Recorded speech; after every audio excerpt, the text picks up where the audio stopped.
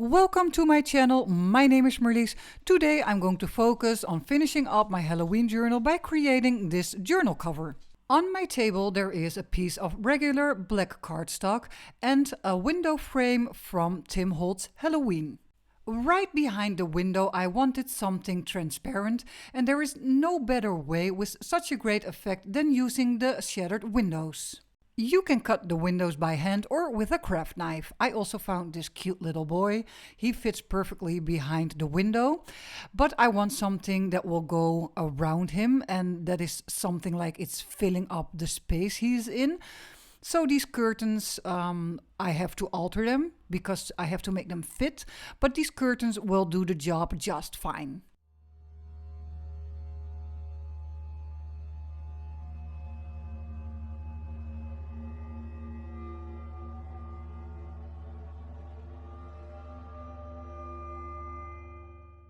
Before I will place this boy behind the window, I will give him a good rub of brownish ink. I am using the Distress Ink Vintage Photo to do so. Then it is time to place the boy in the right position behind this window frame. When you have the right position, keep him there, get your glue out, and glue him to your structure. Now cut off any excess.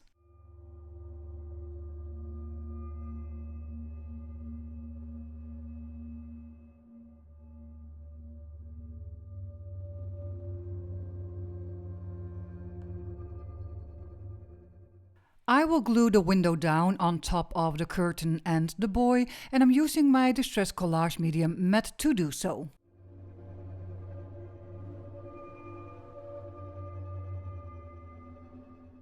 I will put another layer of glue, but this time on top of the shattered windows, so I can glue the whole back piece to my front piece, and that is the window.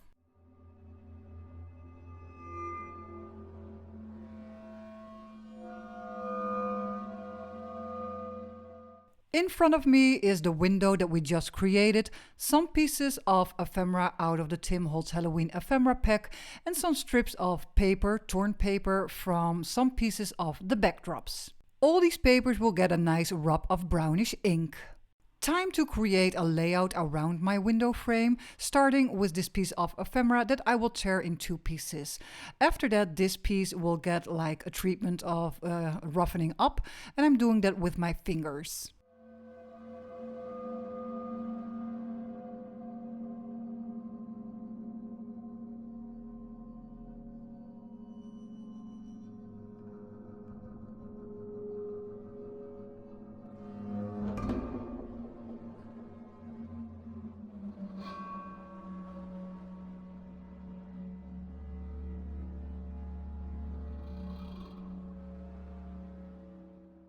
Let's glue this first piece down. I will put it to the side of the frame so you can still read the text and you have a nice sticking out part. And this number 13 card will go a little bit behind the window and also underneath the black label that we just did. But I do want to see the number 13 very clear. For the left side of the window, I'm focusing on strips of rough and torn papers. So I'm going to build up some layers. You can build up those layers out of different kinds of material, and for example, I'm also putting in some of the mummy cloth in between the layers.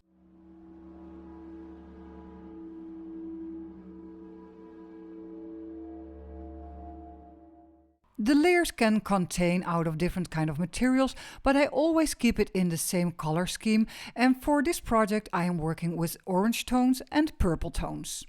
Besides the color palette that I just mentioned, I also like contrast. So that is the reason why I have torn apart a little strip of black regular cardstock and I'm bending those edges and making it rough. And I want that to go totally in the back on the side of the window. We are talking about our bottom layer. Now that we are building up layers, you can also concentrate on the right side where we are creating a collage. You can put those rough layers also in between and also pieces of mummy cloth.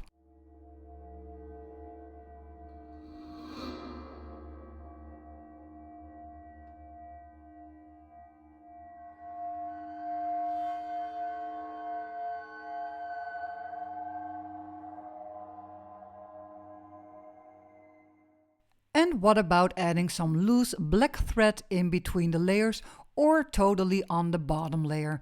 No need for perfection, you can staple them down with your tiny attacher. On to our crayon, our Distress Crayon Gathered Twigs. I want the window to have a little bit more of a darker brown edge and look, so I'm going to scribble it on top of the window and I'm smearing it out with my fingers.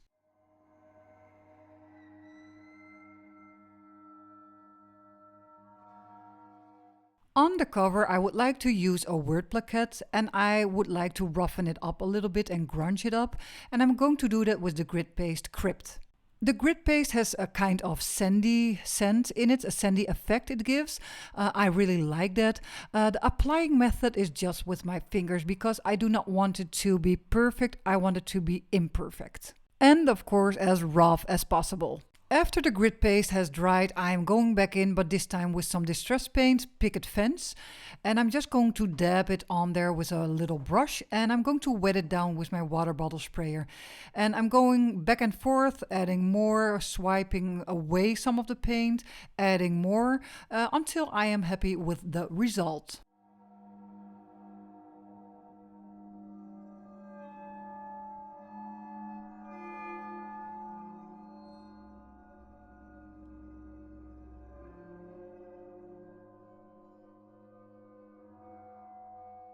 Now look how yummy and grungy that looks. But we can still add some more, so here comes in the Distress Crayon Gathered Twigs, and I'm just going to rub roughly around the edges, smearing it in with my fingers, and also just in a random way.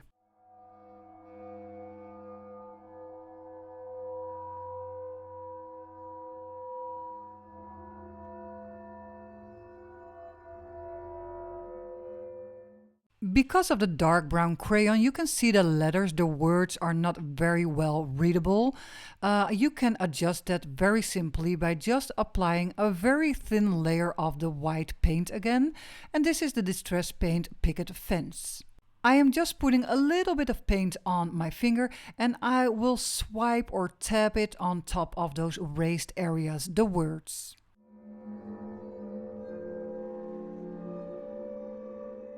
The word plaquette has 2 holes, one on each side, and I want to fill those holes up. I'm going to use some mummy cloth that I already colored, so it is in my color scheme and it is also a great filling for those empty holes. Simply tie a knot and cut off any excess that you will have.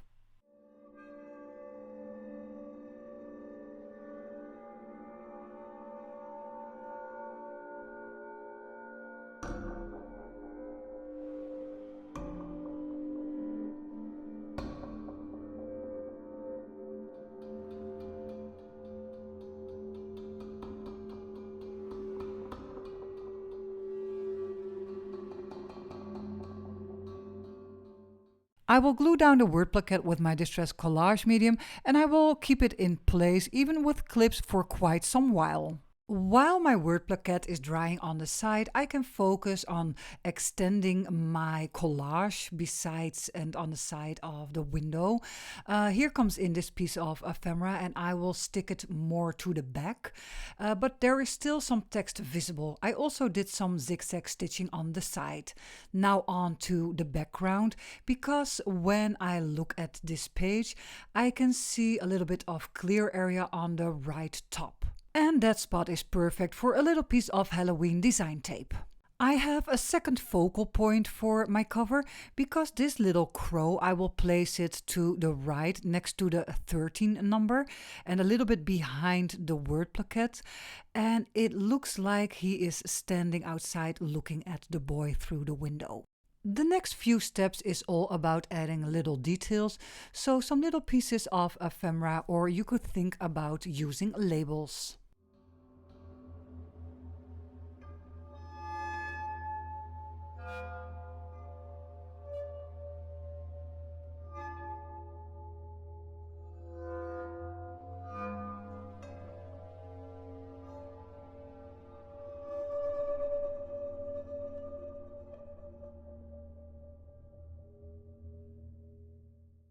I I love working with Halloween Remnant rubs.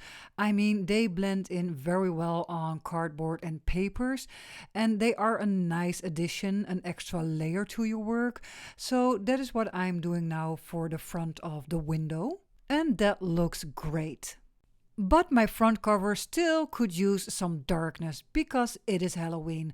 So I got out my Distress Oxide ink black Soot, and I'm going to rub some of the ink on the window and also a little bit on my papers and the word plaquette.